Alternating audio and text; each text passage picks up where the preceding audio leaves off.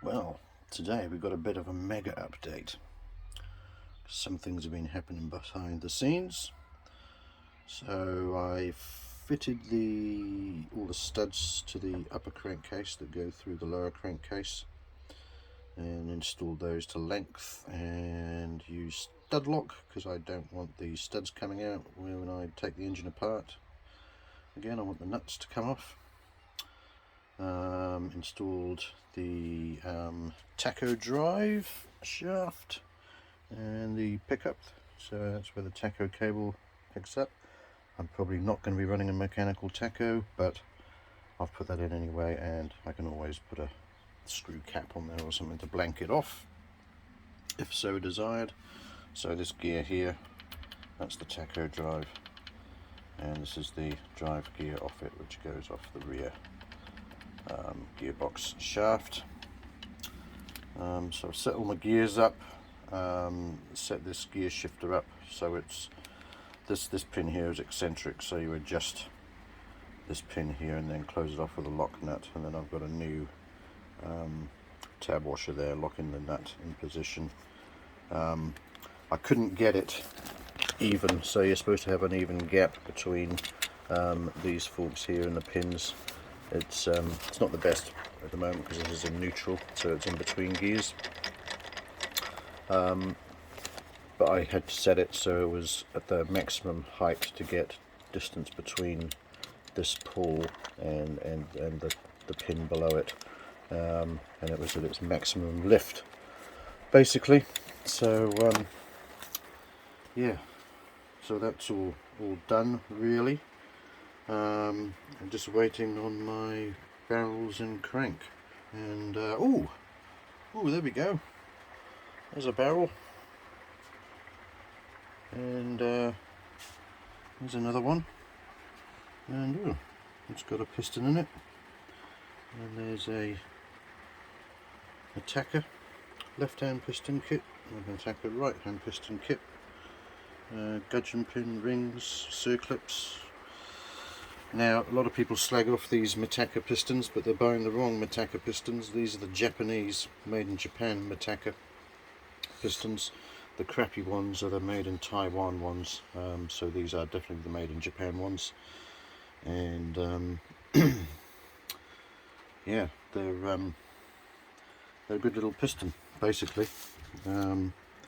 So these have been rebored, plus 0.75 mil. They were plus 0.5, and the scratch has gone in the cylinder, so that's all honed.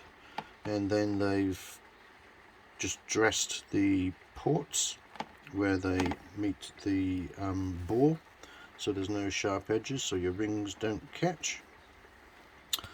And they're quite nice, these pistons, in terms of I quite like the cutouts match the inlet ports a lot closer than the standard Yamaha pistons.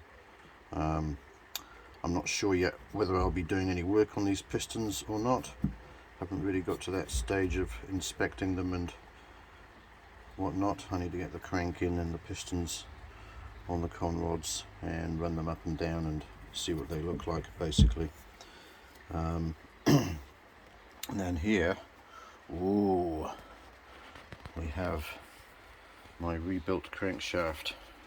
So all these bearings are new. Central labyrinth seal is new. It's all been cleaned up, obviously. The rods are new. Now these big end bearings are the TZ ones from the race TZ, so they're much more robust. They have larger needles and more of them. New thrust washers either side of the con rods, and then again the little end bearings are again the TZ style, so again a beefier little end bearing, because little ends on these engines do get a rather hard time. They're probably the thing that wears out the most on these engines. And here we have the old stuff. So these are the rods that we're on, and that's a standard RD bearing rather than the TZ. The rods look not too bad, but yeah, you wouldn't put old rods on a new crank because the rods aren't worth much money. So here's the interesting thing, the thrust bearings are absolutely fucked. I mean, they are absolutely fucking rooted. So good job. I got this rebuilt. And then here is 3 of the 4 bearings and the old labyrinth seal. So I think he sent all this stuff back because they actually, most of it is reusable. Maybe the 4th bearing was damaged when they pulled it off, I'm not sure. But I've just checked these bearings and they're pretty good actually. So I'll be keeping those as spares. They're pretty good. Keeping that as a spare. I'll throw those away. Because those are really cheap anyway. They're only a few quid each.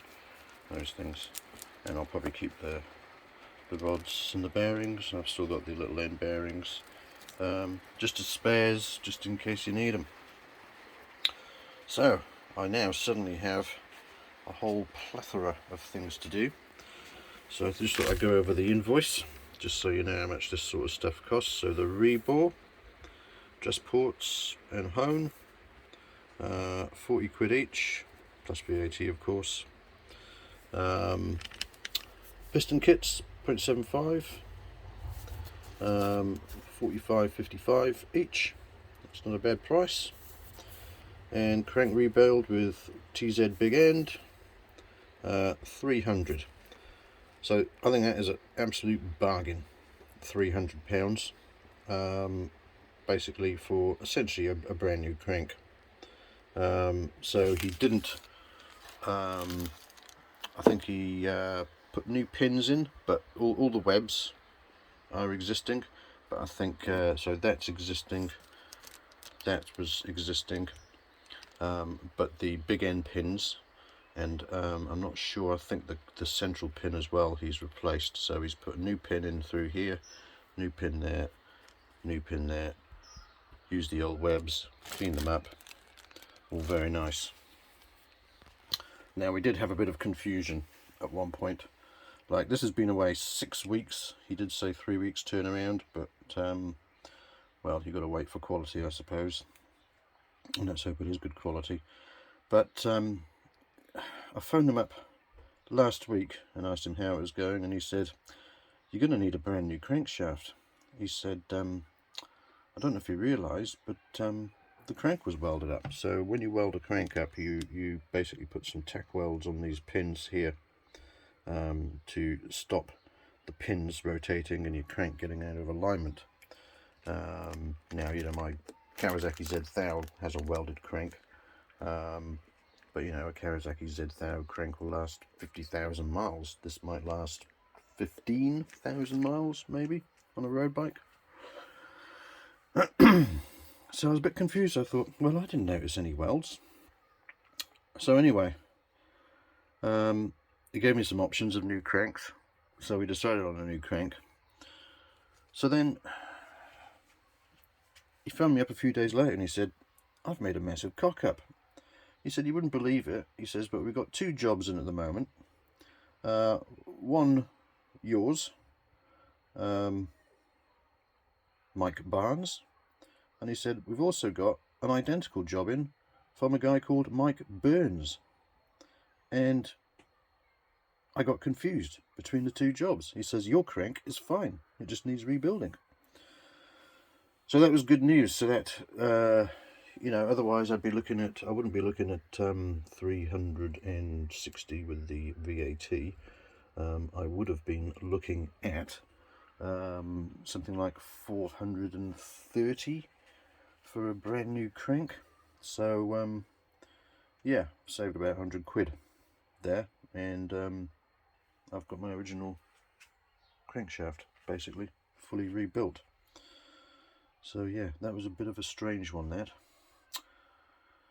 So what's next is I'm going to install the cylinder studs in the top crankcase and make sure that they're okay and the length is alright, and also have a look at the base gasket interface with the transfer ports, the side transfer ports. Make sure that well, I know that lines up the gasket because I've already trimmed the gasket, but make sure the gasket and that face line up nicely with the corresponding port edge of this edge here, and if need be I can trim the gasket, but I know that that edge matches that edge on both sides because I spent quite a bit of time getting that right. It's just making sure that the gasket isn't sticking out, and go from there basically. And then I can install the studs, Loctite them in. These dowels have worked out fine, even though they're not specifically for this engine. They are other Yamaha dowels, but they're fine, and I will be gluing those in. I will be gluing them into the cases rather than the barrels, because I like the dowels to stay put when you take the barrels off. So yeah, and then once I've done those checks, it's basically a case of masking these off and then doing the paint process to get this paint finish on the barrels.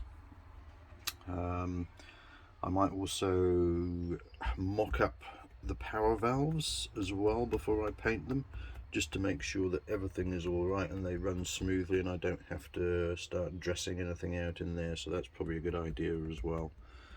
But this is what you do when you're building engines properly. You take your time and do several dry builds until you're completely happy with everything before you start putting on paint.